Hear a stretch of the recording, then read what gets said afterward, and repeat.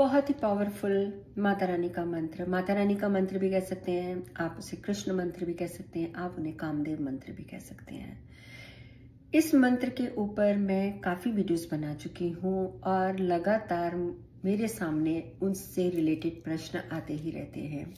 तो मैं आज एक बार फिर से आपको उस मंत्र के बारे में बताना चाहती हूँ। ये मंत्र इतना पावरफुल है, अगर मैं आपको संक्षिप्त में इसके बारे में बताऊँ तो आप ये मान लीजिए कि जब मेरे पैर में फ्रैक्चर हुआ था, फ्रैक्चर नहीं कहेंगे, क्या बोलते हैं जिसमें मांस फट जाता है, मांस फट गया था और काफ़ी स्वेलिंग हो गई थी और मेरे लिए चलना फिरना बिल्कुल ही असंभव हो गया था। और उस दिन मैंने अपने गुरुजी के कहने पर 2 घंटे बैठकर उस मंत्र का जाप किया था।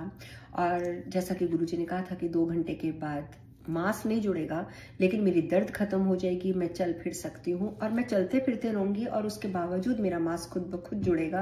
लेकिन मुझे रोज इस मंत्र का जाप करना पड़ेगा अगर मैं डॉक्टर पे नहीं जाना चाहती तो मैंने यही कहा था कि नहीं, मुझे डॉक्टर पे नहीं जाना है और मुझे अपना दर्द ठीक करना है और अपना मांस जो फट गया है, जो इतनी स्वेलिंग हो गई है, वो सब भी ठीक करनी है।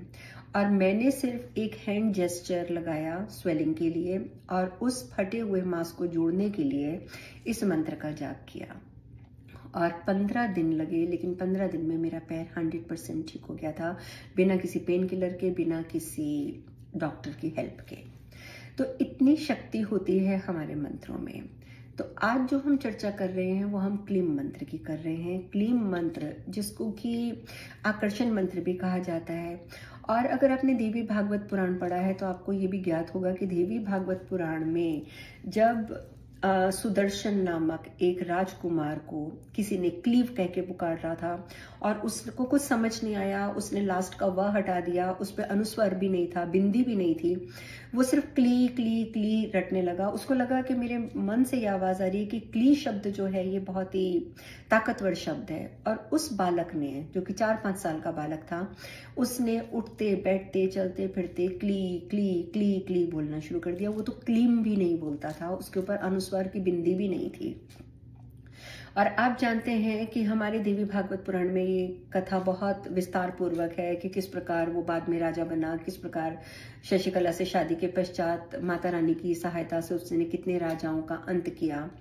तो ये सारी कथाएं उसमें आती हैं। पर कहने का तात्पर्य ये है कि उस बच्चे ने, सुदर्शन नाम की जिसकी मैं बात कर रही हूँ, उस बच्चे ने पूरे तरीके से सही शब्द ना जानते हुए सिर्फ क्ली क्ली क्ली क्ली क्ली क्ली करते हुए भी माता रानी को प्राप्त कर लिया था। तो हम जैसे लोग जिनको के लिए गुरु भी उपलब्ध हैं और एक सही शब्द भी उपलब्ध है, जिसे कि बीज मंत्र कहते हैं, इसे कामराज बीज मंत्र भी कहा जाता है, आप मानेंगे।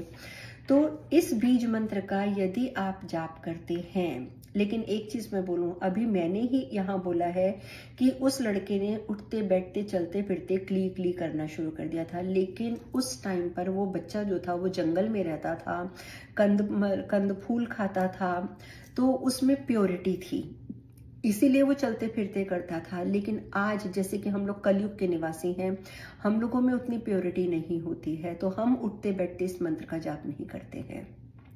इस मंत्र के लिए आपको सबसे पहले, अगर आप चाहते हो कि 100% आपको उसकी पावर फील हो, आपकी आकर्षण शक्ति बढ़े, आपका काम धंधा बढ़े, आपका स्वास्थ्य अच्छा रहे और आपकी लाइफ में किसी भी तरीके का कोई ऑब्स्टेकल ना रहे, तो उसके लिए बहुत जरूरी है कि गुरु से दीक्षा ग्रहण करो और अपने गुरु से इस मंत्र को लो।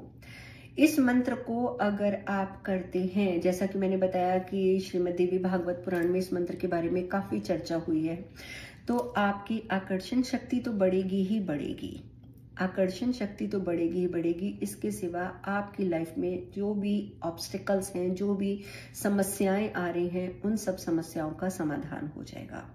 आपकी जिंदगी एक स्मूथ उसमें चलेगी। लेकिन मैं आपको एक चीज और बता दूं, जब आप इस मंत्र को, बेशक आप गुरु से दीक्षा लेकर करें, लेकिन जब आप इस मंत्र को करेंगे तो उस मंत्र को करने के बाद उसके एवज में आपके ऊपर समस्याओं का पहाड़ टूटेगा।